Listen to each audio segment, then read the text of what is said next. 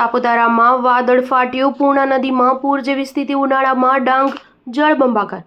ગુજરાતના મોટાભાગના વિસ્તારોમાં છેલ્લા 4 દિવસથી ગાજવીજ સાથે ભારેથી અતિભારે કમોસમી વરસાદે વિનાશ વેર્યો છે। ભર ઉનાળે વાતાવરણ પલટાતા ભારે પવન ફૂંકાવાની સાથે માવઠું થતાં ખેડૂતોના પાકને નુકસાન પહોંચ્યું છે। આ દરમિયાન ડાંગ જિલ્લાના ગિરિમથક સાપુતારા અને તળેટી વિસ્તારમાં વરસાદ સાથે વાવાઝોડું ફૂંકાયું હતું। ત્યારબાદ વાદળ ફાટતા પૂર્ણા નદીમાં પૂર જેવી સ્થિતિ સર્જાઈ છે, જેના કારણે નીચાણવાળા વિસ્તારોમાં પાણી ફરી વળતા સ્થાનિક રહીશો મુશ્કેલીમાં મુકાયા છે।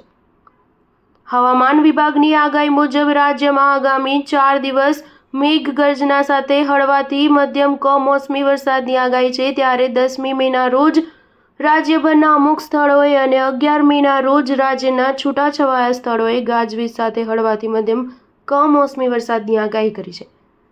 રાજ્યમાં આગામી 12 મેના રોજ 25 જિલ્લામાં માવઠું થશે, જેમાં સૌરાષ્ટ્રના દેવભૂમિ દ્વારકા, જામનગર, રાજકોટ, પોરબંદર, જૂનાગઢ, અમરેલી, બોટાદ, ભાવનગર, ગીર સોમનાથ સહિત સાબરકાંઠા, અરવલ્લી, મહીસાગર, દાહોદ, ખેડા, પંચમહાલ, વડોદરા, આણંદ, છોટાઉદેપુર, નર્મદા, ભરૂચ, સુરત, તાપી, નવસારી, ડાંગ, વલસાડ જિલ્લાના છૂટાછવાયા સ્થળોએ મેઘગર્જના સાથે હળવાથી મધ્યમ વરસાદની આગાહી છે। જ્યારે 13 મેના રોજ અમરેલી, ગીર સોમનાથ, ભાવનગર, ભરૂચ, નર્મદા, સુરત, તાપી, ડાંગ, નવસારી, વલસાડ જિલ્લામાં કડાકા સાથે હળવાથી મધ્યમ કમોસમી વરસાદ થવાની શક્યતા છે। સ્ટાર ન્યૂઝ 7 હંમેશા સચ્ચાઈની સાથે।